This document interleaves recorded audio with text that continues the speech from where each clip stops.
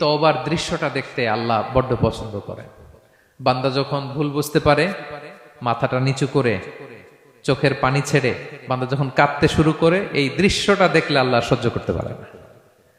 আল্লাহর রহমতের দরিয়ায় জোশ খেলে যায়, বান্দা যা চায় আল্লাহ তাই দিয়ে দেয়। তখন চোখের পানির এত বড় পাওয়ার। এজন্য আমরা ভুল করে যেন অটল না থাকি, আল্লাহর কাছে যেন ক্ষমা চাই, আমরা যেন ফিরে আসি তার দরবারে। তার দরবার সবসময় খোলা।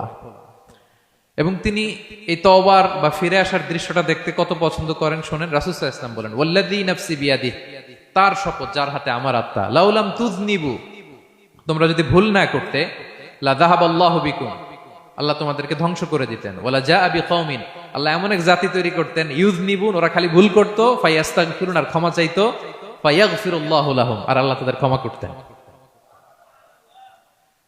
তোমরা যদি ভুল না করতে, এই বনি আদম, তোমরা যদি ভুল না করতে, তোমাদেরকে আল্লাহ তাআলা ধ্বংস করে এমন একটা গোষ্ঠী বানাইতেন যারা খালি ভুল করতো আর মাফ চাইতো, ভুল করতো আর মাফ চাইতো, আর আল্লাহ মাফ করে দিত। সুবহানাল্লাহ পড়লেন না?